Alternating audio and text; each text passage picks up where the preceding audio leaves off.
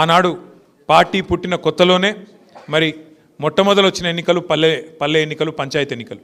2001 ఏప్రిల్లో పార్టీ పుడితే జూన్ మాసంలో ఎలక్షన్లు వచ్చినాయి. ఎలక్షన్లు వచ్చిన తర్వాతనే మరి ఊరూరికి గులాబీ జెండా పోయింది, ఊరూరికి తెలంగాణ నినాదం పోయింది, జై తెలంగాణ అనే నినాదం. ఆ రోజు 2001లో మారుమోగితే 13 ఏళ్ళు కేసీఆర్ గారు అలుపెరగకుండా మీ అందరి ఆశీర్వాదంతో కొట్లాడితే చివరికి తెలంగాణ రాష్ట్రం వచ్చింది. మరి తెలంగాణ రాష్ట్రం వచ్చిన తర్వాత 10 ఏళ్ల పాటు కేసీఆర్ గారి నాయకత్వంలో బ్రహ్మాండంగా పనిచేసుకున్నాం. నిజానికి ఖానాపూర్కి ఒక మంచి మనకు పార్టీతో మంచి అనుబంధం ఉంది. మొదటి నుంచి 2001 నుంచి కూడా అనుబంధం అట్లే కొనసాగింది. 2004లో కూడా మీరు ఎమ్మెల్యేగా అన్నాడు గోవింద్ నాయక్ గారిని ఆ రోజు ఖానాపూర్లో గెలిపించుకున్నారు. 2009లో ఓడిపోయినా మళ్ళీ 14లో 18లో 2 సార్లు మళ్ళీ గెలిపించుకున్నారు. ఇప్పటికి 5 సార్లు పార్టీ పుట్టిన తర్వాత ఎన్నికలు జరిగితే 3 సార్లు ఖానాపూర్లో గులాబీ జెండా ఎగిరేసినారు.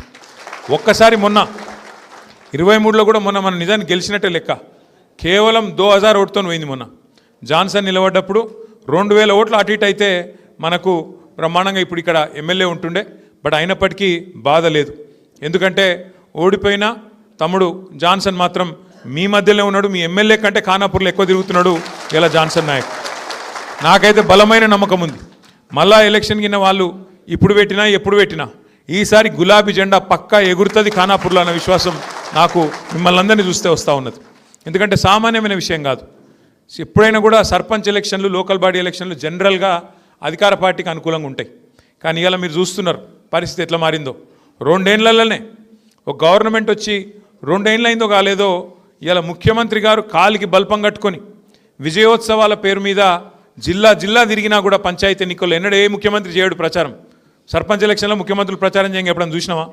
ఎన్టీ రామారావు గారిని చూసినాం, తర్వాత చంద్రబాబు నాయుడు గారిని చూసినాం, రాజశేఖర రెడ్డి గారిని చూసినాం, రోషయ్య గారు, కిరణ్ కుమార్ రెడ్డి గారు, కేసీఆర్ గారు, మన కళ్ళ ముంగట్నే 6-7 ముఖ్యమంత్రులను చూసినాం. ఎవరన్నా ఒక్కరు పంచాయతీ ఎన్నికల ప్రచారం చేసినారండి ముఖ్యమంత్రి? ఎవరు చేయరు జనరల్గా. కానీ ఈ ముఖ్యమంత్రి కాలికి బల్పం కట్టుకొని తిరుగుతున్నాడు.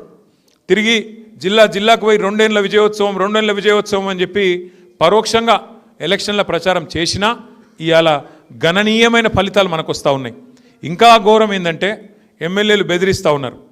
ఒక్కొక్క కాంగ్రెస్ ఎమ్మెల్యే ఇలా కళ్ళు నెత్తికెక్కి అధికార మదం తలకెక్కి ఇష్టం వచ్చినట్టు మాట్లాడుతున్నారు. ఇప్పుడే ఇక్కడికి వస్తుంటే నేను చూసిన ఒక కాంగ్రెస్ ఎమ్మెల్యే అంటుండు, మీరు నన్ను చంపేస్తే అంటే ఎలక్షన్లో ఓడగొట్టి నన్ను చంపేస్తే నేను మిమ్మల్ని చంపేస్తా గెలిస్తే అంటున్నాడు. ఆ మాటలు మాట్లాడుతున్నారు. అవి చూసుకొనే ఇలా కాంగ్రెస్ కార్యకర్తలు కూడా చెలరేగిపోయి పిచ్చి పిచ్చి ప్రవర్తనలు అన్నీ చేస్తూ ఉన్నారు. నేను దయచేసి ఇక్కడ గెలిచి వచ్చిన మా సర్పంచులు ఎవరైతే మొత్తం 56 మంది, వారితో పాటు ఇవాళ చేరుతున్న 4 ఇండిపెండెంట్ సర్పంచులు ఉన్నారో 60 మంది మా ఖానాపూర్ నియోజకవర్గంలో మీకు నేను చేసే విజ్ఞప్తి ఒకటే. సర్పంచులకు నిధులు అనేది ఎమ్మెల్యే ఇయ్యడు. సర్పంచులకు నిధులు అనేది ఎవరో దాన ధర్మాల మీదనో వాళ్ళ ఇష్టాల మీద ఉండదు. మీకు ఒక విషయం అవగాహన ఉండాలి. అవగాహన ఏముండాలి అంటే భారతదేశంలో మనకు 5 అంచెల్లో ప్రభుత్వాలు ఉన్నాయి, 5 స్థాయిల్లో ప్రభుత్వాలు ఉన్నాయి. ఢిల్లీలో కేంద్ర ప్రభుత్వం ఉంటుంది, హైదరాబాద్లో రాష్ట్ర ప్రభుత్వం ఉంటుంది, జిల్లా కాడికి వచ్చే వరకు మీ నిర్మల్ జిల్లాలో నిర్మల్ జిల్లా పరిషత్ ఉంటుంది, ఆదిలాబాద్ జిల్లాలో ఆదిలాబాద్ జిల్లా పరిషత్ ఉంటుంది, మంచిర్యాలలో మంచిర్యాల జిల్లా పరిషత్తు, ఆసిఫాబాద్లో ఆసిఫాబాద్ జిల్లా పరిషత్ ఉంటుంది. దాని కిందికి వస్తే మండల పరిషత్తు, ఇంకా కిందికి వస్తే గ్రామ పంచాయతీ. అంటే 5 అంచెల్లో కింద గ్రామ పంచాయతీ, మీద మండల పరిషత్తు, దాని మీద జిల్లా పరిషత్తు, దాని మీద రాష్ట్ర ప్రభుత్వం, దాని మీద కేంద్ర ప్రభుత్వం. ఇట్లా 5 అంచెల్లో ప్రభుత్వాలు ఉంటాయి. ఎట్లయితే ఒక రాష్ట్రానికి ముఖ్యమంత్రిగా ఒక వ్యక్తి ఉంటారో, ఆయనకు మంత్రిమండలి ఉంటుందో, అట్లాగే గ్రామానికి గ్రామ పంచాయతీకి సర్పంచ్ గారికి అదనంగా వార్డు మెంబర్లు, ఉప సర్పంచులు అందరూ కూడా తోడుగా ఉంటారు. అంటే ఏ స్థాయిలో ప్రభుత్వం ఆ పద్ధతిలో నడవాలన్న ఉద్దేశంతో, స్థానిక ప్రభుత్వాలు కూడా మంచిగా ఉండాలన్న ఉద్దేశంతో రాజ్యాంగంలో బాబాసాహెబ్ అంబేద్కర్ గారు రాసిన రాజ్యాంగంలో మనకు హక్కులు మనకు పొందుపరచబడి ఉన్నాయి. ఇవాళ ఎవడన్నా ఎమ్మెల్యే నేను ఇందిరమ్మ ఇల్లియా, నేను ఫలానదియా అంటే మీరు వాళ్ళకి చెప్పాల్సింది ఒకటే, నువ్వు ఇచ్చేదేమీ నీ సొత్తు కాదు, నీ అయ్య సొత్తు, నీ అత్త సొత్తు కాదు, రాజ్యాంగం బాబాసాహెబ్ రాసిన రాజ్యాంగం ప్రకారం నా గ్రామానికి నిధులు రావాలే, ఎట్లా ఇయ్యవు నువ్వు అని నిలదీసే హక్కు మనకున్నది. ఆ విచక్షణ కూడా మనం తప్పకుండా తెచ్చుకొని మన హక్కుల కోసం మనం కొట్లాడాలి. అయితే ఇక్కడ ఎట్లుంటుందంటే రేవంత్ రెడ్డి కాంగ్రెస్ ప్రభుత్వం మరి హడావుడిగా బీసీలను మోసం చేసి 42% అని మాటలు చెప్పి, దొంగ మాటలు చెప్పి ఆఖరికి ఉన్న 24ను తగ్గించి 17 చేసి ఎలక్షన్ పెట్టిండు. ఎందుకు పెట్టిండు? ఎందుకు అంటే ఒకటే కారణం, ఫైనాన్స్ కమిషన్ నుంచి జాతీయ స్థాయిలో ఫైనాన్స్ కమిషన్ ఒకటి ఉంటుంది. ఫైనాన్స్ కమిషను ప్రతి గ్రామానికి ప్రతి రాష్ట్రానికి నిధులు ఇస్తుంది. అంటే ఎంత గ్రామీణ జనాభా ఉన్నది ఆ గ్రామీణ జనాభాకు తలా ఇంత అని చెప్పి నిధులు ఇస్తారు.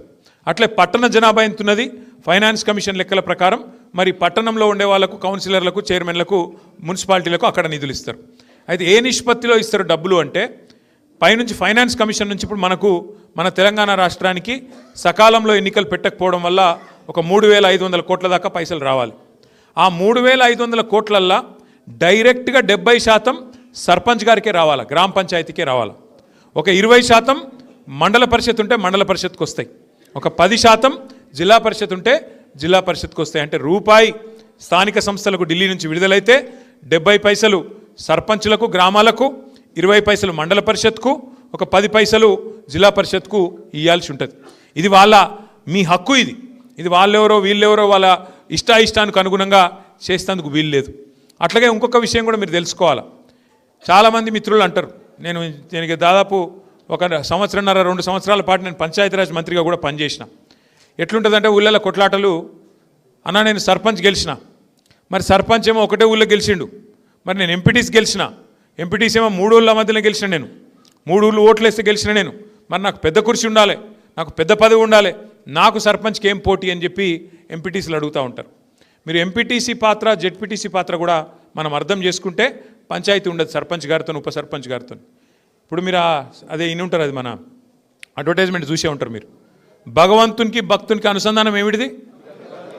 అంబికా దర్బార్ బత్తా.